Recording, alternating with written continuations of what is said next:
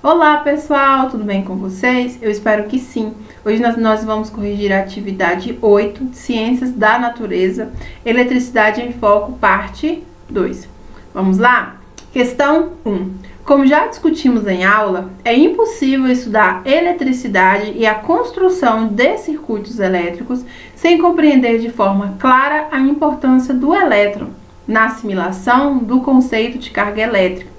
Assim, identificar as características deste componente do átomo é entender a justificativa do seu envolvimento em tantos processos práticos do nosso dia a dia de natureza elétrica.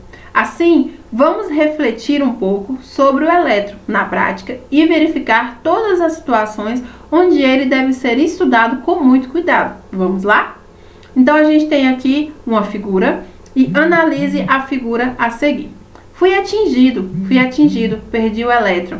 É o que fala esse primeiro átomo aqui, dessa representação, dessa imagem que é chamada de outra casualidade na guerra dos átomos. Então, o primeiro átomo, ele diz assim, fui atingido, perdi um elétron. E aí, o segundo átomo fala, tem certeza? E aí, o primeiro átomo fala novamente, fiquei positivo. Essa imagem foi colocada para vocês associarem alguns conceitos que nós estamos estudando nesse ciclo, como eletrização, ionização, entre outros. Então, com base no seu entendimento sobre a formação de íons, são átomos que apresentam carga elétrica positiva ou negativa, responda aos questionamentos a seguir. Então, item A. Na guerra dos átomos, representada na figura acima, que eu acabei de mostrar para vocês, o átomo que foi atingido, ele perdeu um elétron, tornando-se positivo. Nesse caso, podemos afirmar que houve a formação de um íon? Justifique sim. Houve a formação de um íon sim, porque toda vez que um átomo ele ganha ou perde um elétron, ele deixa de ter a carga nula, igual a zero. E todo átomo que tem a carga diferente de zero, obrigatoriamente ele é chamado de íon. Então, sim, houve um processo de ionização e houve a formação de um íon, que é um átomo que não tem carga neutra. A carga é diferente de zero. Então, nós temos aqui, sim, pois no exemplo citado acima, houve a perda de um elétron pelo átomo em questão, tornando-o positivo, com a carga final diferente de zero, certo? Item B.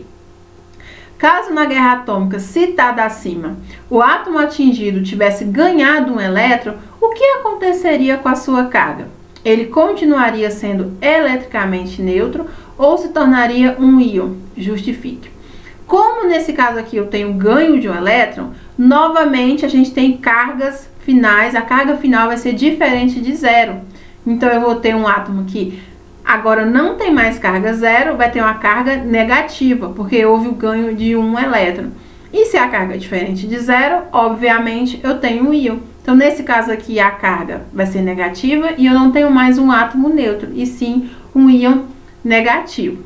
Então, como fica o nosso gabarito? Ele teria sua carga negativa, pois no exemplo citado acima, houve o ganho de um elétron, se tornando um íon negativo, que a gente vai ver aqui agora no item C, o nome que nós damos aos íons com carga positiva e aos íons com carga negativa. C.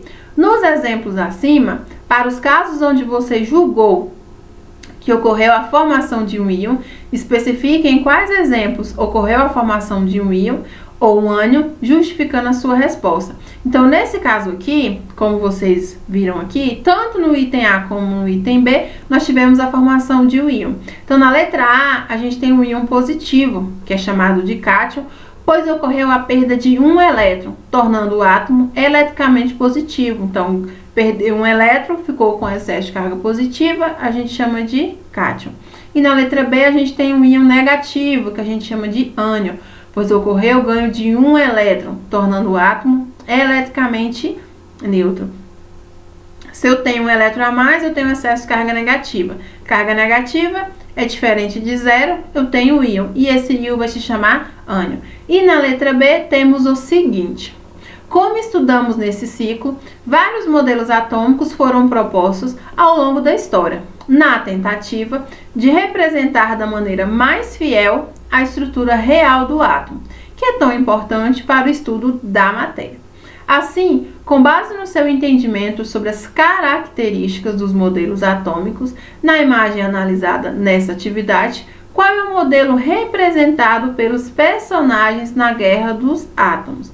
Então, nós temos aqui, nessa Guerra dos Átomos que nós estamos analisando, que os átomos eles são representados por um modelo atômico muito conhecido. É um dos mais utilizados didaticamente falando, que é o modelo planetário, que ele considera o átomo formado por um núcleo, que é positivo e denso, e os elétrons estariam se movimentando em órbitas. Por isso, se chama modelo planetário, que foi proposto pelo físico Ernst Rutherford.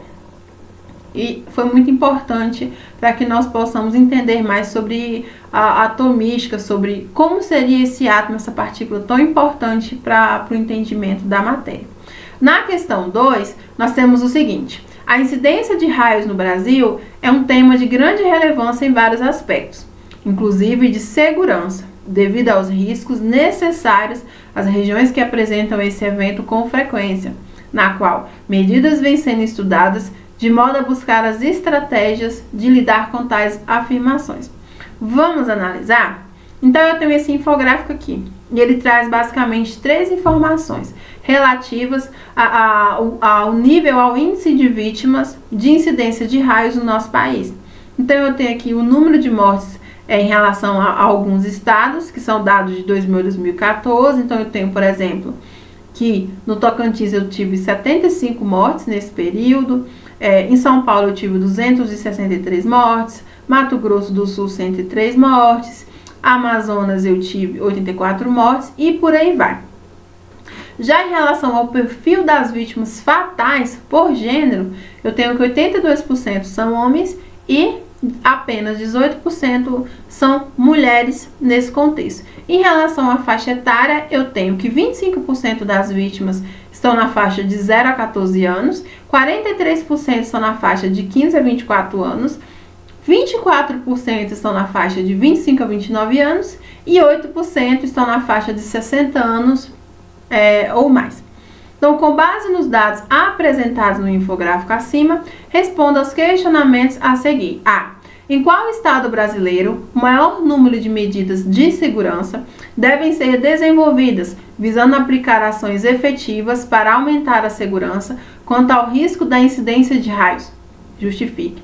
Então, se a gente analisar aqui nesse gráfico, nós vamos ver que o estado que tem mais mortes registradas é o estado de São Paulo, onde ele é o primeiro lugar e o segundo lugar tem 123 mortes.